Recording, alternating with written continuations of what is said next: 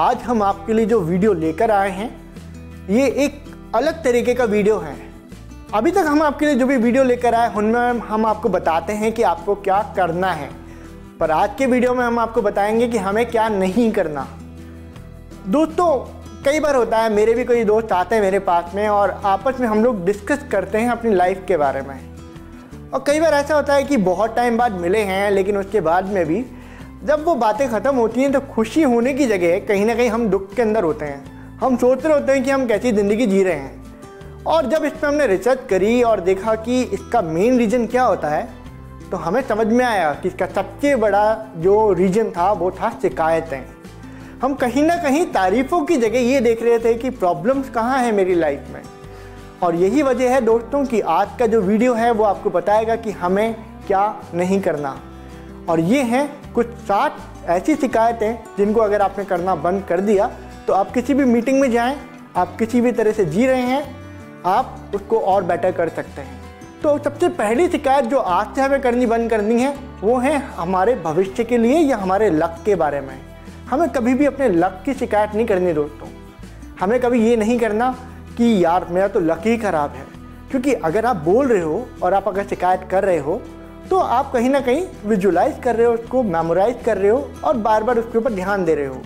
तो हमें आज से अपने लक के ऊपर शिकायतें करनी बंद करनी है। दूसरी शिकायत जो है वो है कि मुझे अपने इन लॉज की, मतलब मेरी जो वाइफ है, मेरी जो पत्नी है, उनके परिवार की बुराइयां नहीं करनी। ये मानिए दोस्तों कि मेरी जो वाइफ है वो एक परिवार के अंदर 20 से 25 साल रहकर आई हैं। उनका आज भी रिलेशन है, बहुत सारे संस्कार हैं जो उन्होंने वहाँ से सीखे हैं। और अगर मैं उन पर उंगली उठाता हूँ तो इसका मतलब है कि मैं अपनी वाइफ के ऊपर उंगली उठा रहा हूँ। और इससे अगर आप करना बंद करेंगे तो हो सकता है थोड़ी सी परेशानी आए, लेकिन ये होने वाले बहुत सारे झगड़ों से आपको बचा सकती है। तीसरी शिकायत जो आज से हमें करनी बंद करनी है वो है अगर हमारे कोई भी दोस्त हैं और उनकी कुछ आदतें हैं जो हमें पसंद नहीं हैं, और हम क्या करते हैं, कुछ भी स्ट्रेंजर्स आते हैं तो उनके सामने डिस्कस करते हैं। तो यही जो स्ट्रेंजर्स हैं उनको लगता है कि पीठ पीछे भी आके इसी तरह से शिकायत करी जाएगी उनकी, और आपका जो ट्रस्ट का लेवल है वो ख़त्म हो जाता है दोस्तों। तो हमें बचना होगा अपने दोस्तों की शिकायतें करने की दूसरों के सामने। हमें अपने बड़ों की बुराई कभी नहीं करनी है बच्चों के सामने।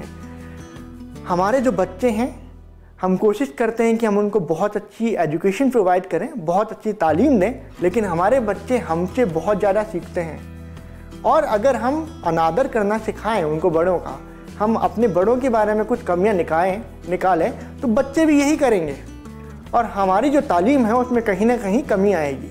तो हमें बचाना होगा बच्चों को, हमें उनको बुराइयों की जगह अच्छाइयाँ सिखानी होंगी। 5वां जो बहुत इम्पॉर्टेंट पॉइंट है वो है कि हमें अपने गेस्ट की बुराई कभी नहीं करनी।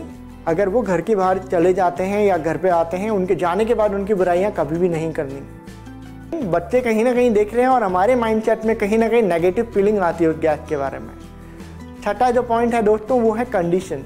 हमें कभी भी अपने परिवार की कंडीशन के बारे में बुराई नहीं करनी।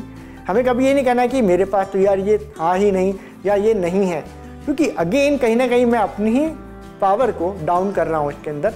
और जो सबसे आखिरी शिकायत है जिससे हमें बचना है, 7वें नंबर की शिकायत, वो है कि हमें अपने पेरेंट्स की और अपने गुरुओं की शिकायत नहीं करनी। आपको चलना उन्होंने सिखाया है, आपको बोलना उन्होंने सिखाया है, उनके माध्यम से ही आप आगे बढ़े हो। तो अगर आप उन पर उंगली उठा रहे हो तो कहीं ना कहीं आप खुद पर उंगली उठा रहे हैं। आप उनकी अच्छाइयाँ देखिए, आप आगे बढ़ेंगे, आप देख पाएंगे जीवन में आप कितने खुश हैं। तो हम आशा करते हैं कि दोस्तों ये 7 शिकायतें अगर आप करनी बंद कर दें तो आपकी लाइफ बहुत ज़्यादा अमेजिंग हो सकती है, बहुत वंडरफुल हो सकती है। जिस भी टॉक में, जिस भी कॉन्फ्रेंस में आप जा रहे हैं, जिन भी दोस्तों के बीच में जा रहे हैं, वहाँ पे आपका जो प्रभाव है वो बढ़ेगा।